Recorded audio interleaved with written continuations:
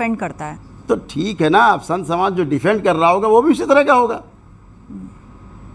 भाई इस देश में बोलने की जो आज़ादी है, जो अभिव्यक्ति की आज़ादी है, वो केवल इनके जैसे कथावाचक कोई है।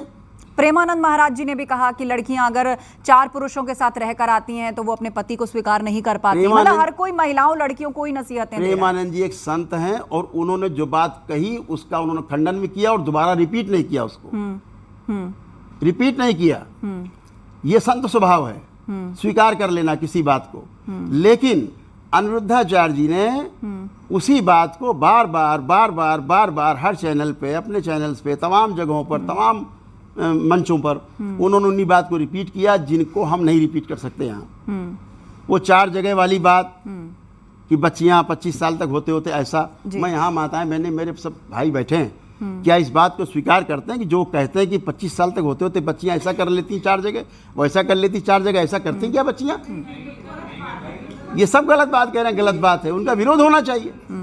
अभी वो केवल इसलिए उनको डिफेंड कर रहे हैं कि भाई संत हैं, ये संत हैं, इनके बारे में ना बोलो। अरे भाई संत बोल क्या रहा है? मोनोलॉग चल रहा है क्या कि वो बोलेंगे और हम गाली सुनेंगे? अगर कोई बच्ची पलट करके कमेंट कर देती है, उनको एक बच्ची ने कमेंट कर दिया, केवल एक बच्ची के कमेंट से इतना डर गए कि गोलियां चलने लग गई।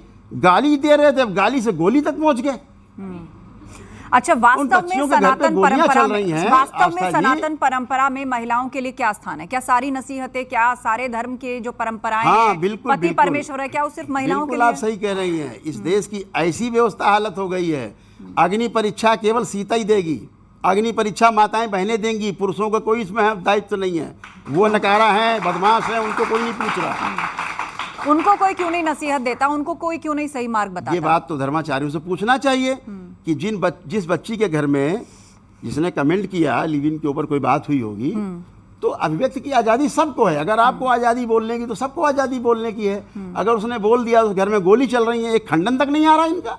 इसका मतलब आप सहमत हैं कि उस घर में जो गोली चली है, साधु संतों के खिलाफ जो बोलेगा उसके घर में गोलियां चलेंगी, बदमाश गोली चलाएंगे साधु संतों को डिफेंड करने के लिए। यही इनका धर्म है, यही धर्म है इनका, यही नारी धर्म निभा रहे हैं। ये नारियों के सम्मान में है ये गोलियां चलवाना। रामभद्राचार्य ने भी महिलाओं को लेकर बात कही, लेकिन उन्होंने मुस्लिम महिलाओं के लिए कहा कि भाई यूज एंड थ्रो का कॉन्सेप्ट है इस्लाम के अंदर। उन पर भी सियासी हमले होने लगे कि मुस्लिम महिलाएं 20 बच्चे पैदा करती हैं, 4 बच्चे पैदा करती हैं, तो अब उन पर भी हमले किए जा रहे हैं कि भाई आप हमें नसीहत मत दीजिए, आपके यहाँ पर अगर हम बोलेंगे तो आपको अच्छा नहीं लगेगा। घूम फिर के बात महिलाओं पर ही आती है। स्वामी जी ने अपने अनुसार जो भी कहा होगा, लेकिन मैं कहता हूँ बात को आप जब बार बार रिपीट करते हैं, उन्होंने कहा अनिरुद्धाचार्य जी ने कि 16 वर्ष से कम उम्र बच्चियों की शादी हो जानी चाहिए। उन्हें पता है माँ बनने का दर्द क्या होता है, दोबारा से जन्म होता है माँ का। जब माँ कोई बच्चे को जन्म देती है तो माँ का भी दोबारा जन्म होता है। और हमारे देश का कानून कहता है 18 वर्ष से कम उम्र में अगर विवाह हुआ है तो अपराध है। बिल्कुल। और अगर उस बच्ची के सहमति से कोई संसर्ग हुआ है उससे, तो भी वो रेप की श्रेणी में आता है। कानून उसको रेप की श्रेणी में लेता है जी। तो ये बच्चियों के साथ रेप करवाना चाहते हैं देश में। इस देश में बहुत सारे विपक्षी दल हैं या राजनीतिज्ञ हैं जो कहते हैं कि साधु संतों को तो कथा कहने का एक पैसा नहीं लेना चाहिए, पर वो अंडर द टेबल पैसा लेते हैं। इस तरह के भी आरोप लगते हैं। हाँ, देखिए क्या है, वो पैसा लें तो उन्हें समस्या नहीं है। अंडर टेबल लेते हैं, सामने 2-2, 4-4, 5-5 करोड़ कथाओं कर लेते हैं, उनको समस्या नहीं है। अंडर टेबल लेते हैं, चंदा लेते हैं, उसमें समस्या नहीं है। लेकिन अगर दरबार किसी को विधि पूर्वक, विज्ञान पूर्वक अगर किसी की प्रक्रिया कराता है, उसमें सारे ब्राह्मण देवता दरबार के होते हैं, हाँ, और वो प्रक्रिया चलती है, दरबार के प्रार्थना संकल्प से जुड़ता है व्यक्ति, ईश्वर से जुड़ता है, दरबार उस पर पूरी कोशिश करता है मिलजुल करके लोगों को शारीरिक मानसिक रूप से स्वस्थ करने के लिए प्रेरणा देता है, और उसमें अगर वो फीस चार्ज करता है, क्योंकि दरबार किसी से चंदा नहीं लेता है, ठीक है, तो उसमें आपत्ति है जी, उसमें आपत्ति है। आप कथा से क्या दे रहे हैं लोगों को? यही दे रहे हैं, 4 बार 4 जगह मुंह मारती है, ये दे रहे हैं।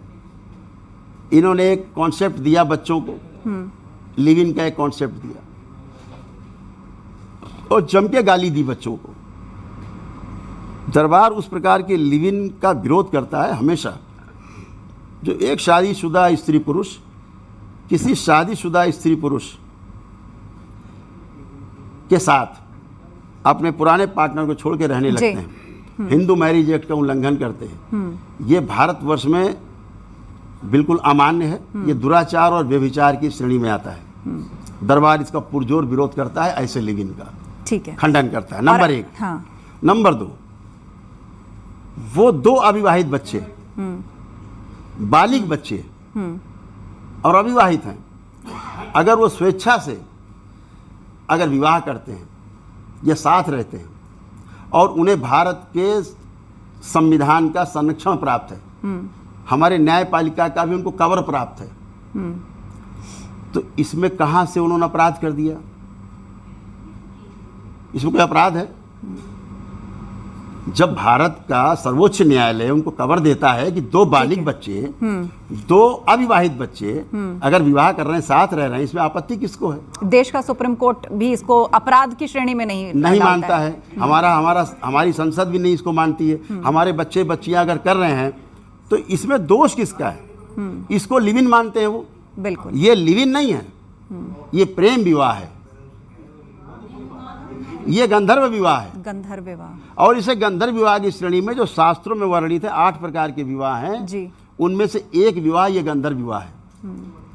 और गंधर्व विवाह हमारे जो आराध्य, मेरे स्वयं के मेरे जो आराध्य भगवान नारायण, भगवान श्री कृष्ण के रूप में रहे, उन्होंने स्वयं गंधर्व विवाह कराए हैं। सुभद्रा के साथ अर्जुन का कराया जी, ठीक है। और इससे बड़ी बात बताएं आपको, ये देश का जो नाम है ना, भारतवर्ष, महाराजा भरत के नाम पे पड़ा है। ये भरत के नाम पर पड़ा भारतवर्ष, और भरत प्रेम विवाह से उत्पन्न हुई संतान थे, गंधर्व विवाह से उत्पन्न हुई संतान थे भरत। उनके नाम पे भारतवर्ष से आप उनको गाली दे रहे हैं। तो हमारे आराध्य ने, जो भगवान श्री कृष्ण ने इसको मान्यता दी, आप कौन होते हैं प्रश्न खड़े करने वाले? ठीक है।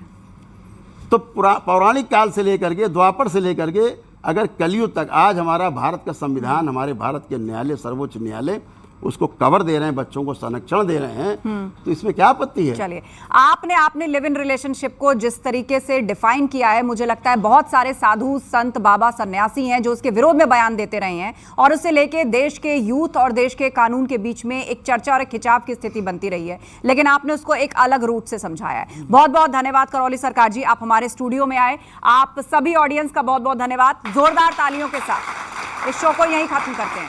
बहुत धन्यवाद।